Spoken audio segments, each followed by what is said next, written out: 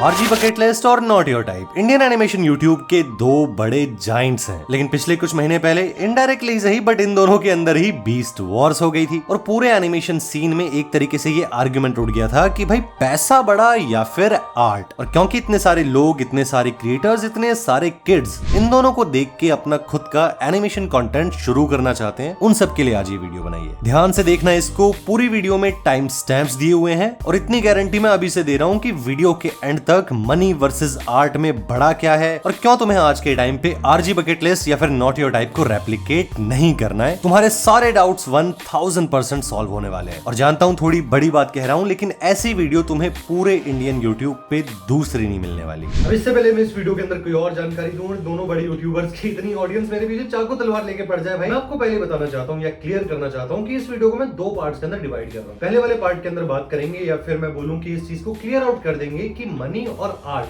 इन दोनों चीजों के बीच की इंपॉर्टेंस क्या है और क्या ये दोनों एक दूसरे के लिए जरूरी हैं या फिर नहीं। और second part of the video के अंदर मैं आपको वो ब्लूप्रिंट बताऊंगा जिसका यूज करके अगर आप एनिमेशन करना चाहते हैं तो यूट्यूब या फिर इंस्टाग्राम या फिर कंटेंट स्पेस के अंदर कैसे ग्रो कर सकते। तो सबसे पहले स्टार्ट करते हैं पार्ट नंबर 1 से और इसके अंदर भी सब पार्ट है आर्ट की इंपॉर्टेंस। तो इस चीज को समझने के लिए, क्योंकि आर्ट अपने आप में सब्जेक्टिव होती है और कॉम्प्लेक्स हो सकती है ना, इसलिए मैंने इसको 3 चीजों के अंदर या फिर 3 लेवल्स के अंदर डिवाइड करा। अच्छा, बीच बीच में माइक अगर हिले तो इसको इग्नोर करना, ये मेरे टेबल के ऊपर है, हाथ लगने से थोड़ा हिल जाता है, ओके। लेकिन इसके अलावा बात करें अगर आर्ट के सबसे पहले लेवल की, तो मेरे हिसाब से वो लेवल होगा बेसिक स्टेट ऑफ लाइफ, जहां पे आप कह सकते हैं कि जिस तरीके से लाइफ एक बेसिक मतलब एक सिंपल चीज से स्टार्ट होती है, आर्ट का भी कॉन्सेप्ट वही है, जहां पे वो सिर्फ एक आइडिया से पनपती है और वही आइडिया फिर ऐसा होता है जो कि आगे जाके या तो आपकी आर्ट का फाइनल रूप लेता है या फिर आपको आर्ट या फिर एनिमेशन सीखने के लिए इंस्पायर भी करता है। और मेरा मानना ऐसा पर्सनली ये है कि इस लेवल के ऊपर ना आपको स्टार्टिंग के फेज में ज्यादा रिसोर्सेज या फिर पैसे की बहुत ज्यादा वैल्यू या फिर रिक्वायरमेंट नहीं होती, क्योंकि आप इस चीज को ऐसे समझो, ये वाला लेवल वो है जहां पे या तो आप सीखना शुरुआत करते हो या फिर अपने किसी बेसिक आइडिया के ऊपर हल्के हल्के काम करने की सोचते हो। और ऐसे स्टेज के अंदर ना दोनों ही केसेस में मनी की उस लेवल पर रिक्वायरमेंट नहीं होती। लेकिन अगर इससे थोड़ा सा मतलब कि 2 कदम आगे जाके लेवल 2 की बात करें ना, तो ये थोड़ा सा और थोड़ा नहीं बहुत ज्यादा बड़ा हो जाता है, इसलिए मैंने इसका नाम भी दिया है बिग स्टेप। और ये वो पॉइंट है मेरे ख्याल से यार, जहां पे आर्ट या फिर एक इंडिविजुअल के लेवल पे उसके दिमाग के आइडियाज एक प्रोडक्शन की तरफ अपना कदम बढ़ाते हैं। और उस स्टेज में जब हम बात करते हैं एनिमेशन के प्रोडक्शन की, फिर चाहे वो आप इंडिविजुअल स्केल पे करें या फिर एक टीम के स्केल पे सोचें, दोनों ही केसेस के अंदर ना आपको 2 चीजों में से एक तो इन्वेस्ट करनी पड़ेगी। या तो वो चीज है आपका वक्त या फिर है बहुत सारा पैसा, और दोनों ही इक्वली अपने आप में सेम लेवल की वैल्यू होल्ड करते हैं। या फिर हम कह सकते हैं कि शायद भाई वक्त की वैल्यू पैसे से ज्यादा ही होती है। बट आप यहाँ पे समझ गए कि जैसे ही आप अपने आर्ट या फिर अपने आइडियाज को एक सर्टेन लेवल से ऊपर उठ के प्रोडक्शन की तरफ जाते हैं ना, तो फिर लेवल 2 के अंदर वहां पे आपको रिसोर्सेज की रिक्वायरमेंट पड़नी ही पड़नी होती है। और फाइनली मेरे ख्याल से लेवल 3 जो है ना, वो एक व्हाट इफ टाइप की सिचुएशन, जहां पे आप ये समझो कि हम मान के चलते हैं वो दोनों पिछले लेवल आपने पूरे कर लिए, बेसिक लेवल पे आपने सीखना और इंस्पिरेशन लेना स्टार्ट कर दिया, और उसके बाद आगे जाके कुछ सालों के बाद आप स्टेप 2 यानी कि बिग स्टेप पर पहुंच, और अब आप चाहते हैं कि आप अपनी आर्ट और आइडियाज को प्रोडक्शन में लेकर आए। तो ऐसे केस के अंदर ना अब यहाँ पे ये इनएविटेबल हो जाता है, बिल्कुल उस थैनोस की तरह, जब आपकी आर्ट मनी के अराउंड जरूर रिवॉल्व करे। क्योंकि या तो अगर आप इंडिविजुअल लेवल पे बात करें तो फिर खुद को सस्टेन करने के लिए, और अगर एक टीम की बात करें तो फिर उनको अफोर्ड करने के लिए आपको पैसे दोनों केसेस में चाहिए दोस्त। और मान के चलते हैं कि आप इस तीसरे वाले लेवल तक आ गए, आपने गेम के वो सारे बॉसेस को हरा दिया और तीसरे लेवल पे पहुंच गए, तो फिर ऐसे केस में ना मेरा मानना ये है, और मैं आपको सजेशन भी अभी यही दूंगा, कि आपको अपना जो फोकस है वो मनी के अराउंड आपका माइंडसेट जरूर बनाना, लेकिन मनी को अपना एंड गोल नहीं बनाना। क्योंकि होगा इससे ये कि अगर मनी ही आपका एंड गोल हो गया ना, तो फिर आपके आर्ट के अंदर जो आप स्टेप लेंगे या फिर जो आपके डिसीजंस होंगे वो भी इस तरीके से हो सकते हैं कि भाई ज्यादा से ज्यादा प्रॉफिट निकले। और जब आप प्रॉफिट को बड़ा बना लेते हैं तो फिर आर्ट की ऑथेंटिसिटी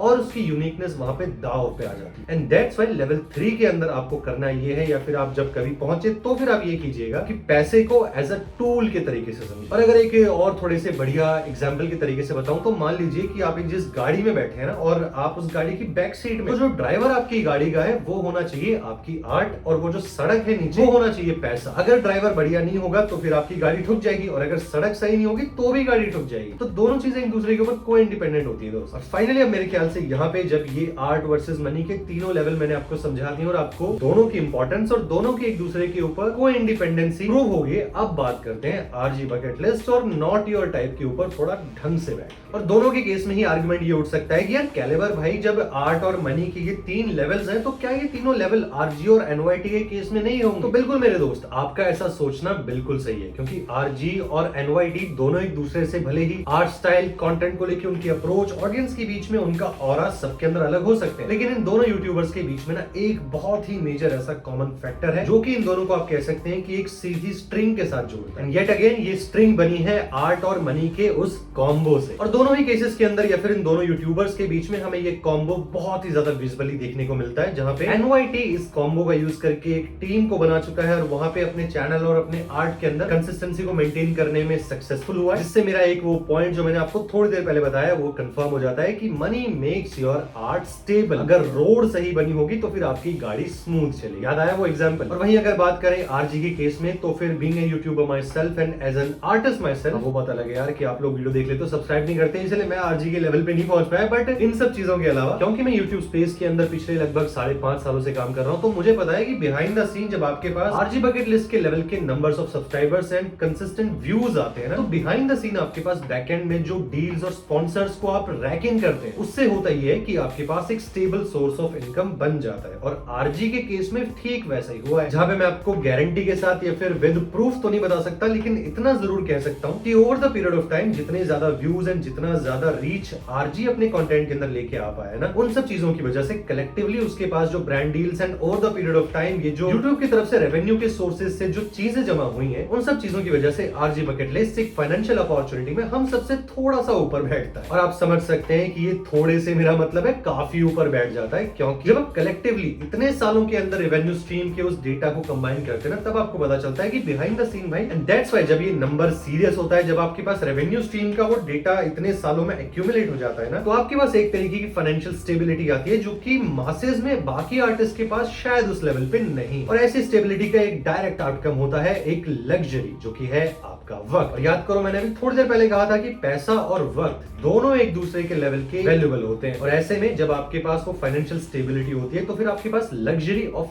टाइम आती है, वो टाइम जो कि आरजी बकेट लिस्ट अपने कंटेंट के अंदर देता है। और यही रीजन है कि आरजी अगर चाहे तो वो अपने चैनल के ऊपर 6 महीने से लेके 1 साल तक भी अगर कोई वीडियो ना डाले और पूरा लंबा ब्रेक लेके अपने एनिमेशन को ही क्रिएट करे ना, तो भी उसके एंड पे चीजें सस्टेन्ड रहती हैं, क्योंकि over the period of time फिर से रेवेन्यू स्ट्रीम वो एक्यूमुलेट हो चुकी है। जहां से फिर से मेरा वही पॉइंट कंफर्म होता है कि money makes an artist life stable, और जिससे फिर लॉन्ग रन में stability gives you a sound mind which helps you to create better art forms. और अब ध्यान से सुनना, यहाँ पे मैं आरजी को टारगेट नहीं कर रहा, लेकिन आपने कई बार सुना होगा कई सारे आर्टिस्ट ना इस चीज को बोलते हैं कि भाई I don't work for money. और इन आर्टिस्ट के अंदर ना दो टाइप के लोग होते हैं, या तो वो होते हैं बिल्कुल dead S broke just like my self, या फिर वो होते हैं जिनके पास रेवेन्यू स्ट्रीम्स काफी ज्यादा अच्छे लेवल पे स्टेबल हो चुकी है। और इसीलिए इन दोनों ही केसेस में वो जो दूसरा वाला केस है ना, जिसके पास पैसा एक्यूमुलेट हो गया है, उसके लिए कहना कि भाई I don't work for money, ये भी एक तरीके की लग्जरी है जो कि आपके पास सिर्फ तभी आ सकती है जब आपके पास इनफ पैसा इतना मौजूद है कि आपको पता है भाई कि अगर मेरी ये आर्ट काम नहीं करी ना, तो फिर गिरने के लिए मेरे पास वो मनी कुशन अवेलेबल है।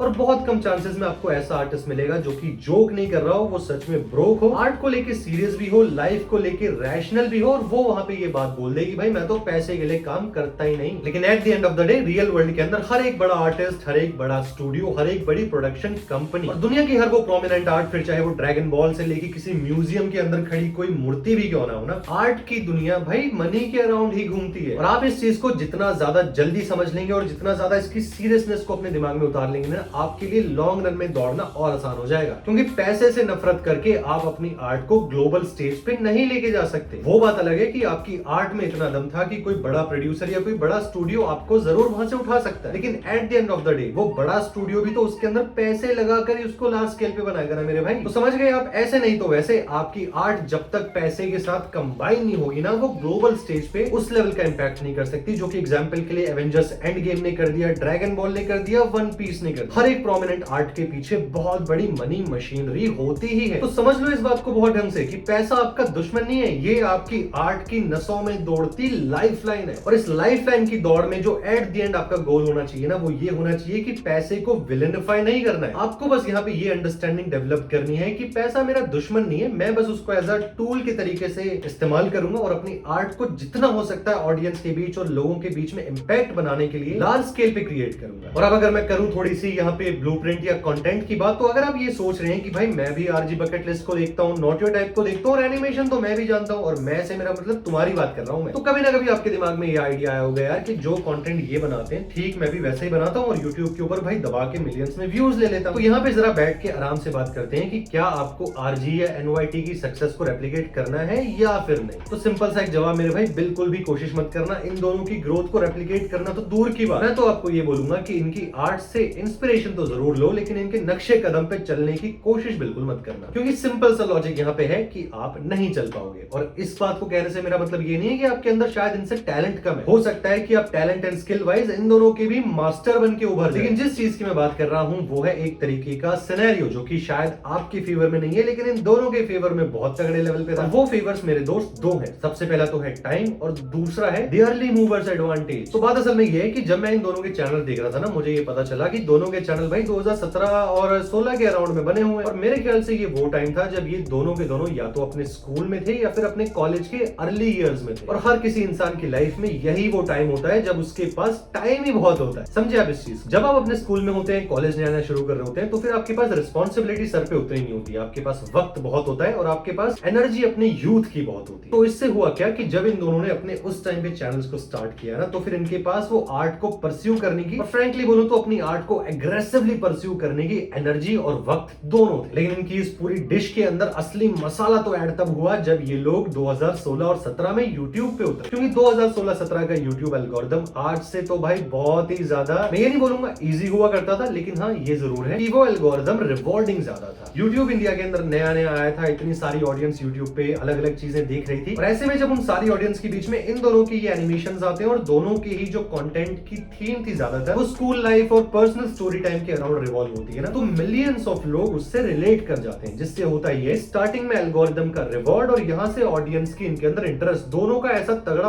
पुश मिलता है भाई, देखते ही देखते 10 या 5 वीडियोस के अंदर ही ये लोग मिलियंस में पहुंच जाते हैं। और क्योंकि भाई उस टाइम जवानी की नई नई एनर्जी फूट रही थी, तो फिर पैसे भी इन दोनों के दिमाग में मेरे ख्याल से उस टाइम पे थे, जिससे होता है ये कि ये दोनों अपना पूरा फोकस सिर्फ आर्ट और अपनी ऑडियंस पे ही लगा पाते हैं। और छोटे वर्ड्स में कहूं भाई तो दे वर जस्ट हैविंग फन। लेकिन क्योंकि 2016-17 में YouTube इतना रिवॉर्डिंग होता था, इनको मैसिव रीच मिल जाती है। दैट्स व्हाई मैंने बोला कि ये जो दो फेवर्स है ना, ये आपके फेवर में नहीं है मेरे भाई, क्योंकि आज के टाइम पे YouTube का एल्गोरिदम ना बहुत ही ज्यादा कट थ्रोट और ऑडियंस भी भाई बहुत ज्यादा डिमांडिंग हो गई है। ये जरूर है कि मैं यहाँ पे ये नहीं कह रहा कि यहाँ पे नए यूट्यूबर्स को ग्रो करने का कोई स्कोप नहीं है, मैं बस यहाँ पे ये कह रहा हूँ कि अभी का YouTube जो है ना वो नंबर्स ओरिएंटेड थोड़ा ज्यादा हो चुका है। YouTube चैनल्स के ऊपर मोनेटाइजेशन के क्राइटेरिया काफी ज्यादा हार्ड है, यहाँ पे ऑडियंस को सेटिस्फाई करना थोड़ा मुश्किल है। लेकिन अगर मान के चलते हैं कि आपके अंदर वो सारी स्किल्स हैं कि आप भाई यहाँ पे वो कंटेंट बना के ऑडियंस को सेटिस्फाई जरूर कर सकते हो, तो भी शायद आपके पास जिस चीज की कमी पड़ सकती है ना वो है वक्त। क्योंकि मेरी ऑडियंस के अंदर यार मैं जानता हूँ कि ज्यादातर लोग एनिमेशन के अंदर बहुत ज्यादा इंटरेस्टेड तो जरूर है, लेकिन इसी के साथ कोई या तो कॉलेज के अंदर है, अपने 3rd ईयर में पहुंच गया है, कोई जॉब स्टार्ट कर रहा है, तो कोई फैमिली प्लानिंग के प्लान्स बना रहा है। और ऐसे में आपके पास शायद वो वक्त नहीं हो पाएगा जहां पे आप एक महीना भी अगर एनिमेशन में दें, जो कि हम ऑप्टिमिस्टिकली बात कर रहे हैं कि अगर मान लो आपको एनिमेशन बनाने में 1 महीना भी लग रहा है, तो भी आपको 1 महीने तो उस पर ढंग से काम करना पड़ेगा। और मान लीजिए आपको ऐसे 4 एनिमेशन बनाने पड़ेगा, चारों के ऊपर अगर मान के चलते हैं कि भाई उतने व्यूज नहीं आते जितने आपने सोचे थे, तो फिर 4 महीने के एफर्ट्स तो एक तरीके से हल्के पड़ गए ना मेरे दोस्त। एंड दैट्स व्हाई जो ब्लूप्रिंट मैं आपको दे रहा हूं वो ये है कि आपको इस टाइम अगर एनिमेशन कंटेंट बनाना भी है ना, तो सबसे पहले तो आरजी एंड एनओआईटी को कॉपी करने का बिल्कुल मत सोचना। YouTube के ऊपर लॉन्ग फॉर्म वीडियोस को अभी के लिए इग्नोर करना और पूरा फोकस डालना शॉर्ट फॉर्म कंटेंट पे। इससे होगा ये कि शॉर्ट फॉर्म कंटेंट जैसे कि इंस्टाग्राम रील या यूट्यूब शॉर्ट 1 मिनट के अंदर की होती है, जहां पे आप 1 मिनट का एनिमेशन अगर 1 महीना भी दे रहे हैं, तो मेरे ख्याल से महीने में 4 हफ्ते होते हैं, तो तुम 3 हफ्ते तो अपलोड कर पाओगे। और अगर तुम स्टार्टिंग में ही कुछ अपने सीरीज बनाते हो या कोई स्टोरी ऐसे सोचते हो जिसमें हर बार उसके पार्ट या कैरेक्टर्स रीयूज होते हैं, तो फिर तुम एनवायरमेंट, कैरेक्टर और इनके साथ कुछ और चीजें भी रीयूज करके अपनी एनिमेशन के प्रोडक्शन की स्पीड को बढ़ा के जल्दी जल्दी पोस्ट कर सकते हो। और क्योंकि अभी ये जो शॉर्ट फॉर्म कंटेंट वाली प्लेटफॉर्म्स हैं, ये थोड़े से ज्यादा ही एग्रेसिव आपको रिवॉर्ड करते हैं कंसिस्टेंसी के ऊपर, तो हो सकता है कि 6 से 8 महीने के अंदर आप एक 5-10 हजार की इंस्टाग्राम फॉलोअरशिप पे पहुंच जाए। जब आपके पास वो नंबर्स थोड़े बहुत बढ़ने लगे, तो फिर आप कर सकते हैं कि YouTube के ऊपर लॉन्ग फॉर्म वीडियो में उनको शिफ्ट करवा जाए। लेकिन फिर से येट अगेन जो चीज एट द एंड में आपसे बोलूंगा वो यही है मेरे दोस्त कि आरजी bucket list and not your type दोनों बहुत अमेजिंग यूट्यूबर्स हैं, लेकिन आपको इनको रिक्रिएट या फिर इनको रेप्लिकेट कॉम्प्लिकेट करने के बिल्कुल नहीं सोचना है। आपको अपनी खुद की पहचान बनानी है और इस टाइम थोड़ा सा चीजों को रैशनली लेके चलना है। पैसे से नफरत नहीं करनी है, अपनी आर्ट को जितना हो सके अच्छे लेवल पे प्रोड्यूस करना है, उसके अंदर रैशनल थिंकिंग को इंक्लूड कर। वीडियो पसंद आई तो इसको लाइक भी जरूर करना है दोस्त, चैनल को सब्सक्राइब जरूर करना। और इसी के साथ अब मैं आपसे मिलूंगा एक और नई वीडियो में। तब तक के लिए